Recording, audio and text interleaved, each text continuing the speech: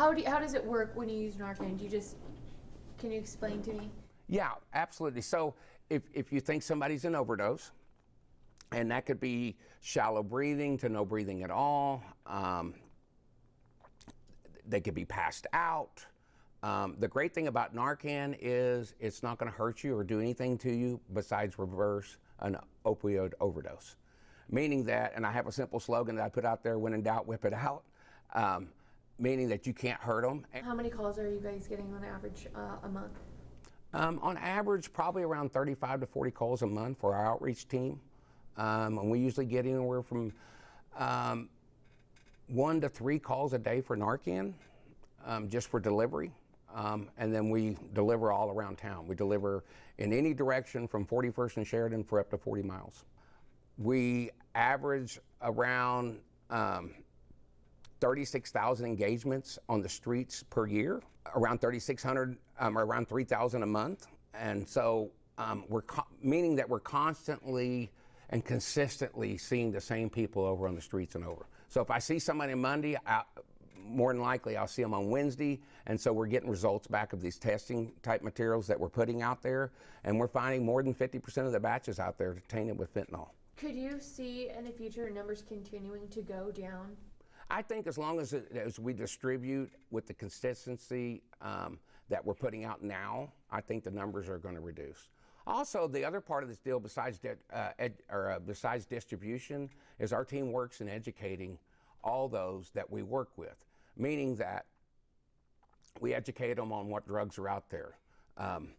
If you're finding this in your substances, you might want to slow down.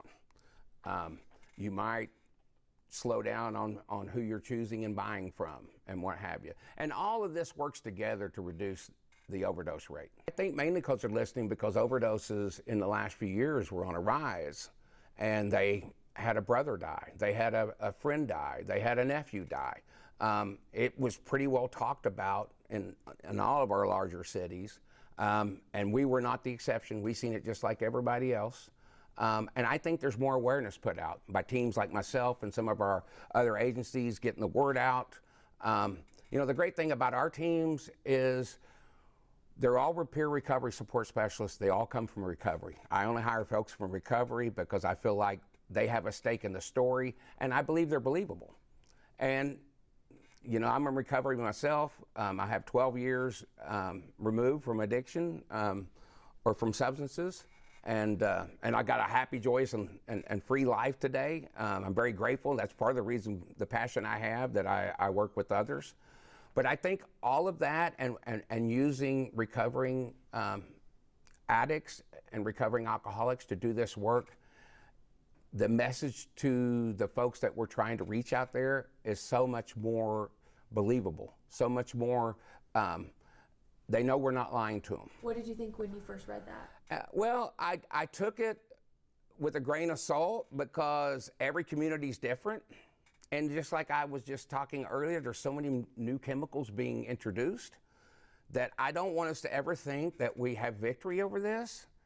I want us to count our victories when we have them, but I want the awareness to stay as strong as it's ever been.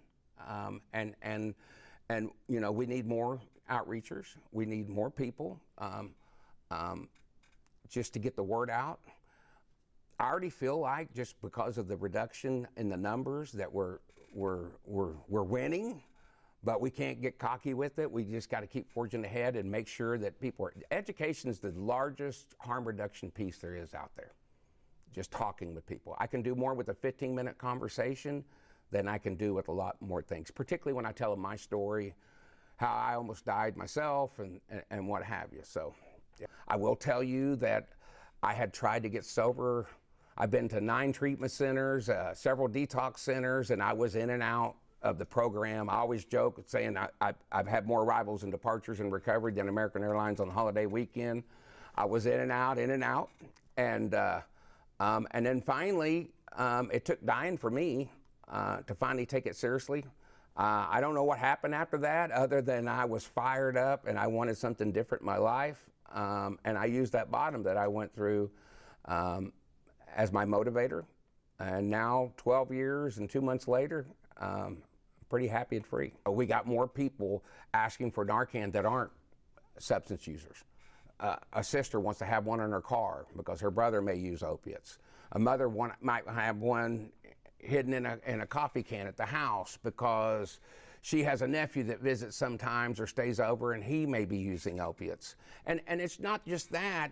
With street drugs, you could have a senior citizen that was taking pain meds and they may have forgot that they already took a dose, and Narcan is important for that. And so it reaches through the whole community.